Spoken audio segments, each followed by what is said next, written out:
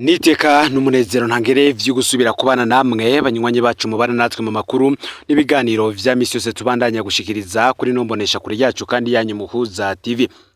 Numwanya tugiye kubageza amakuru biriko biravugwa bigezweko muri kano kanya nga mu gihugu cy'u Burundi, akaba ari amakuru tuzahogaruka kuri byinshi bitandukanye cyane biba biriko biravugwa mu bisata n'ubundi bitandukanye harimo nka politike, ubutungane ndetse n'impinduka ziriko ziraba mu bagize inzego z'ubutegetsi nga mu gihugu cy'u Burundi.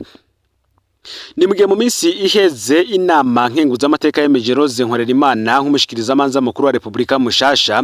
Rose Nkwererimana akaba yarasubiriye umushikiriza amanza wahahora ari we Leonard Manirakiza muri iki kibanza n'ubundi nkuko vyabaye n'inama nkenguza amateka irongowe n'uwahora ari umushikiranganje leta y'u Burundi kuri ubu akaba yitwara ari we umwubahwa Gervase Ndirakobuca. Igikorwa rero cyo guhindura abatwara amasenari na za parike carabandanije. Inyuma rero yo kwemeza umushikiriza amanza kizigenzo wa Republika mushasha Rose Nkwererimana, inama nkenguza amateka n'ubundi yemeje abandi bagiye kurongora amasenari y'iyungururizo Cour d'appel ndetse na parike nkuru ziyegukira arizo Parquet General. Abandi bemejwe n'utwara senari jejwe kugwanya ibiturire na procureur general wayo, abatwara senare zijejwe imanza za leta, cour administrative ndetse n'abatwara senare z'akazi, senare z'ubudandaji na senare nkuru z'igihugu arizo bita tribunal de grande instance n'abakuru b'amaparike azegukira. Amazina rero duhejeje kuronka na yakurikira: Cour d'appel ya Mukaza, umukuru wa senare ni Vincent Sengiyumva, mu gihe procureur general ari Niyongabo Elia. Cour d'appel ya Ntahangwa, umukuru wa senare ni Marilene Bera Nikuze, mu gihe procureur general we ari Eraste Ndayiragije. Cour d'appel ya Muha, umukuru wa senare akaba ari Ngarukiyinka Everine, procureur general akaba ari Eliezeri Niragira. Cour d'appel ya Gitega, umukuru wa senare ni Habonimana Desire, mu gihe procureur general ari Bukuru Aline. Cour d'appel ya Ngozi, umukuru wa senare ni Buganyira Dafroze, mu gihe procureur general wayo ari Nsaguye Prudence. Cour anticorruption, umukuru wa senare ni Kubwimana Theopiste, procureur general akaba Barankitse Pacifique. Cour administrative Bujumbura, umukuru wa senare akaba ari Nkuruziza Anike, mu gihe Cour administrative y'Igitega umukuru wa senare ari Mburinzira Celestin. Cour d'appel ya Bururi, umukuru wa senare ni Bizimana Juste, mu gihe procureur general ari Ntamatungiro Leonard. Cour d'appel ya Makamba, umukuru wa senare akaba ari Nduwimana Gloriose, mu gihe procureur general ari Bisesere Ahma.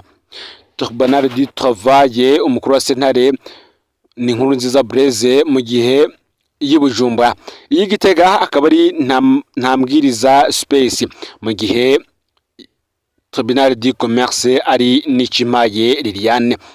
Umushikiranganje Artemone Katihabwa arabandanya guhindura abatwara amasenare na za parike. Ni mu gihe kandi hari benshi bariko barabogozwa mu mabanga yabo, na cyane cyane ababogojwe bakaba bari bazwi ko ari bamwe mu bari barishe igisata cy'ubutungane. Hari benshi rero bigora gutahura ibijanye n'ubusumbasumbane bw'abashikiriza amanza. Igari nuko ku rwego rw'igihugu hari procureur general de la République, mu Kirundi tukaba tumwita umushikiriza amanza kizigenza wa Republika. Uyu abayegukira senare nahinyuzwa. Ku rwego rwa Cour d'appel senare y'iyungururizo haba procureur general cyangwa se umushikiriza amanza mukuru. Urwego atwara rukaba rwitwa Parquet General mu rurimi rw'igifaransa. Ku rwego rw'intara zahahora twahorana Tribunal de grande instance na ifise procureur de la République cyangwa se umushikiriza amanza wa Republika. Aheza akaba arongoye Parquet de la République. Mu ncamake procureur general de la République, hakazaho procureur general ndetse hakazaho n'ubundi procureur de la République. Uko niko zisumbasumbana muri iki kibanza. Benshi bakibuka kandi n'ubundi amajambo yigeze gutangazwa na Leonard Manirakiza, yari umushikiriza amanza mukuru wa Republika, aho benshi bagize bati ku majambo yari yatangaje avuga ko atanumwe azorenganya. Ni mu gihe mu banyororoho mu mpimba ndetse n'andi mabohera atandukanye mu gihugu hari umunezero udasanzwe nyuma yo kumva ikomburwa rya procureur general de la République ari we Leonard Manirakiza yakuweko. sizo mpinduka gusa zabaye kuko nk'uko twabigarutse ko abatwara amasena n'abaparike mu ntara zahahora nabo nyene bahinduwe. Aba akaba aribo bagiye kurongora za senare nkuru cyangwa se TGI na za parike mu gisagara ca Bujumbura no mu ntara zahahora. Mukaza hakaba ariho Ndayisenga Everine, akaba ari président du tribunal de grande instance de Mukaza. Akaza Nkizimana Mireille akaba ari procureur de la République près de TGI Mukaza. Muha harimwo Nahayo Nadine, akaba ariwe tribunal de grande instance de Muha. Akaza Karibukuru Vincent, procureur de la République de Muha. Ntahangwa hari Nyabenda Mehance, akaba ariwe président du tribunal de grande instance Ntahangwa. Akazamo kandi Ntirame babita Francine, Rita Francine, akaba ariwe procureur de la République de Ntahangwa. Nkuko tugiye kujya turabageza ko amazina yabo, uwo tuzoja turavuga imbere azoba ari président du tribunal de grande instance, mu gihe umukurikira tuzoja turavuga ari procureur de la République. Ibubanza hariyo Ndayisenga Lieve ndetse na Ntamikevyo Jean Marie. Cibitoke hariyo Mukeshimana Sylvestre ndetse na Savyimana Jean Paul, mu gihe Muramvya hariyo Ntakirutimana Rachel Dunante ndetse na Bizindavyi Jean Paul. Mwaro hakaba ariyo Mukerandanga Claudine, mu gihe procureur de la République wayo ari Ndayishimiye Domitien. Bururi hariyo Kabura Alex ndetse na Ndayikeza Frederic, mu gihe Bujumbura benshi bitarurari ari niyo kuri Roland ndetse na Ndayiragije Pacifique. Lumonge hakaba ariho Katihabwa Germain ndetse na Nahishakiye Donatien. Rutana akaba ari Bigirindavyi Dieudonné ndetse na Bizindavyi Daniel, mu gihe Makamba hariyo Niyunge ko Leonidas ndetse na Ndayikeze Alexandre. Igitega akaba ariyo Butoyi Consolatrice na Bizurutwabo Emile. Karusi na Maribori Patience Ndayiragije Aline. Ruhige akaba ariyo Kajisho Augustin ndetse na Niyonizeye Jafeti. Cankuzo akaba ariyo Banyanka Mathias ndetse na Nizeyimana Noeli. Ngozi akaba ari Ndizeye Peripetua ndetse na Nimubona Jean Marie. Kayanza akaba ari Niyonzima François aniyo Niteze Pierre, mu gihe Kirundo hariyo Ndayikengurukiye Roger na Hashakimana Silvere. Muhinga akaba ari Inamahoro Benissa ndetse na Nduwimana Azarias. Umushikiranganje Artemone Katihabwa yarakoze igikorwa kidasanzwe. Benshi mu batwandikira bariko bariruhutsa abatware babi babarenganya babakuyeho. Ni benshi kandi batubwira abahahora ingene babasi biturire canke babateye ubwoba. Hari n'abashinga ntawe uko baza bashasha, hasigaye kubarabira ku kivi. Mbega ese bazoshobora guhangana n'abatwara iperereza be n'abatwara umugambwe CNDD-FDD bashaka kubategeka? Ese mbega bo imbere y'igiturire bazokwihangana? Mbega abanyururu ba politike bagiye gutunganizwa? Ese mbega abanyuzuza abantu bakaburwa irengero baba bagiye gutangura kubibazwa? Ikindi gikorwa Ministre Artemone Katihabwa akoze mu mezi 3 gusa, ariko kirakomeye cyane nkuko benshi makurikirana ivya politike ndetse nabazi ingene ibintu bikora bimeze. Sivyo gusa kandi kuko ibintu birabandanya kuba bibi ngaha ku mugabane wa Afrika. Umugabane cyane cyane benshi bavuga yuko politike yayo itanguye kugendera mu murongo uriko urashigwaho n'ugwaruka benshi bita Gen Z. President Omaro Sisoko Embalo yarahagaritswe n'abasirikare. Uyu Omaro Sisoko Embalo nawe nyene yabitangaje mu minsi 2 iheze nyuma y'amasaso yumvikanye ku mugwa mukuru w'ico gihugu aho ni muri Guinea Bissau. Amasasi yaravuze mu bibanza bihambaye vy'igihugu, ku biro vy'umukuru w'igihugu, ku biro vy'umugwi w'igihugu ujejwe amatora, ku biro vy'umushikiranganje w'intwaro hagati mu gihugu, ku biro vy'umushikiranganje w'imigenderanire n'amakungu ndetse n'ahandi hatandukanye. Mu kiganiro yahaye ikinyamakuru Jeune Afrique, President Sisoko Embalo wenyene yamenyesheje ko yahagaritswe n'abasirikare hafi isaha 6 z'umurango, akaba yaravuze ko abasoda bamufatiye mu biro vy'umukuru w'igihugu aho akorera. Kugeza ubu ntivyigeze bitahurika ingene umuntu yahagaritswe ari wenyene yitangiye amakuru. Abandi bahagaritswe yari umukuru w'ibiro bikuru vy'igisirikare, icegera ciwe n'umushikiranganje w'intwaro hagati mu gihugu. President Omaro Sisoko Embalo yagirije umukuru w'abasirikare bagwanira hasi ko ari we yarongoye ico gikorwa. Ivyo bikaba byarabaye mu gihe kandi abanyagihugu bari barindiriye kumenya ivyavuye mu matora. Ku munsi w'Imana uheze hari igenekerezo ya 2023 munyonyi y'umwaka w'2025 wari umunsi w'amatora y'umukuru w'igihugu muri Guinea Bissau. umugambwe PAEGC warondeye intahe yo kwikukira muri Guinea Bissau ukaba ari nawo umugambwe ukomeye utavuga rumwe n'ubutegetsi bwa President Sissoko Embalo ntiwarekuriwe kwitoza, ariko umugambwe waciye ushigikira umukandida atamenyerewe Fernando Diaz. Nyuma y'amatora rero Umaro Sissoko Embalo yari yatangaje ko ibiharuro afise vyemeza ko yatsinze ku majwi 65% kwijana, mu gihe Fernando Diaz we yemeza ko yatsinze amatora. Umugwi ujejwe amatora ngo utangaje ivyavuye mu matora ku munsi w'igenekerezo ya 27 Munyonyo uyu mwaka. Perezida Umaro Sissoko Embalo yari yarangije ikiringo ciyo mu kwezi kwa kabiri guheze, ariko abandanya arongoye Guinea Bissau izari zakweza impari mu gihugu. Benshi bakavuga ko nubundi hari kahise katoroshe ku gihugu ca Guinea Bissau. Nkuko abahinga mu vyakahise babivuga, Guinea Bissau yikukiye mu mwaka w'igihumbi kimwe amajana 1974 nyuma y'imyaka 14 y'intambara hagati y'abagwanyi b'umuhari PAEGC watangujwe na Amilcar Cabral bene ingabo za Portugal.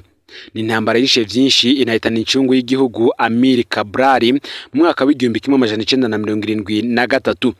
Uyu Amilcar Cabral afatwa nk'imwe mu ntwari za Afrika yose. Umukuru w'igihugu wa mbere wa Guinea Bissau yabaye Luiz Cabral, mwene wabo wa Amilcar Cabral.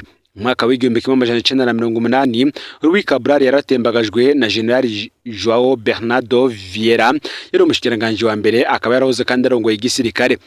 President Bernardo Vieira yatwaye Guinea Bissau gushika mu mwaka w'igihumbi kimwe amajana 1999.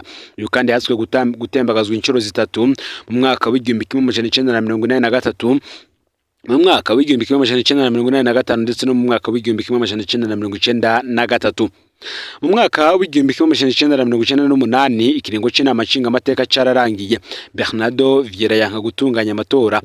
Abasirikare barongowe na General Ansoumana Mane baca baragumuka, nibo bahavuye rero batembagaza President Vieira mu mwaka w'igihumbi kimwe amajana 1999.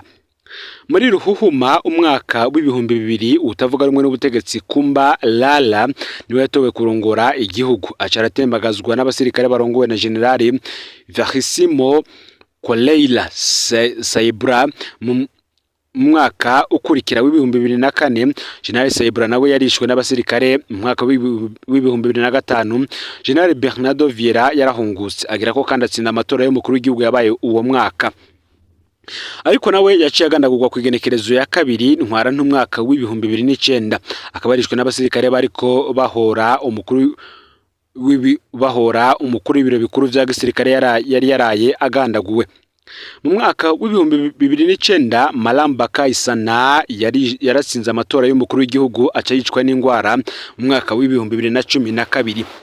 Abasirikare barongowe na General Mamadou Touré Kaluma bahavuye bafata ubutegetsi uwo mwaka. Mu mwaka w'ibihumbi 2014 José Mario Vaz niwe yatowe kuba umukuru w'igihugu. Ikiringo cyo cyaranzwe n'indyane zikomeye za politike kugeza habaye amatora mu mwaka w'ibihumbi 2020 yashikanye ku butegetsi General Umaro Sissoko Embalo. Umaro Sissoko Embalo yaramaze guhakwa gutembagazwa ku butegetsi. Umaro Sissoko Embalo yavutse mu mwaka w'igihumbi kimwe amajana 1972. Bamwe mu bo akomoka ko bamuka muri Mali, abandi muri Guinea. Se nawe akamuka muri Burkina Faso. Ni ntwazaga mu gisirikare ca Guinea Bissau, yize amashuri akomeye muri Portugal, muri Espagne ndetse no muri Israel. Yahoze kandi aserukira ikigega c'ubutunzi ca Libya. Yigeze kuba akoresha passeport diplomatique yahawe na President Blaise Compaoré wa Burkina Faso. Imbere yo kuba umukuru w'igihugu yari yarabaye umushikiranganje, umuhanuzi mukuru w'umukuru w'igihugu ndetse n'umushikiranganje wa mbere. Uyu akaba yaragiye ku butegetsi mu buryo butoroshe, kenshi habayeho ukutumvikana n'inama nshingamateka. Muri Kigarama mu mwaka w'ibihumbi 2023 yarazwe gutembagazwa n'akarwi k'abasirikare, none birangiye atembagajwe muri uno mwaka igenekerezo ya 2026 Munyonyo uyu mwaka w'ibihumbi 2025. Mu makuru hari kandi akavuga ko umukenyezi wa Embalo Muranu wa Sissoko Embalo yari yamuhanuye kutitoza rya kabiri ku igenekerezo ya 11 kwezi kw'icenda umwaka uheze, aho President Umaro Sissoko Embalo wa Guinea Bissau yabwira abamenyesha makuru ati sinzo kwitoza mu mwaka utabu 2025. Umukenyezi wanje yampanuye kubireka, ndubaha impanuro ziwe. Ico gihe inkuru yarasamiranye mu binyamakuru vyinshi cyane. Udakena kabiri Omaro Sisoko Embalo arisubirako. Denisia Reis Embalo umukenyezi wa Sisoko Embalo yari yamubwiye ko ababazwa n'ingene umugabo we watuka ku mbuga ngurukana bumenyi ngo ntiyashaka kubona iyindi myaka 5 y'ibitutsi ku mugabo wiwe. Omaro Sisoko Embalo yarabirenzeko none yaratembagajwe n'abasirikare buca umugwi ujejwe amatora usohora ivyavuye mu matora. Kuko rero benshi babivuga bakavuga ko politike yo ngaho ku mugabane wa Afrika ari politike igoye cyane, kuko hari benshi bagiye barayigwamwo abandi nabo bikarangira biheze nabi. Ni mugihe kandi ikurwa rya Procureur General Aristide Nsengiyumva ryakiranywe umunezero. Uyu yari Procureur General yegukira ko Dape ya Mukaza.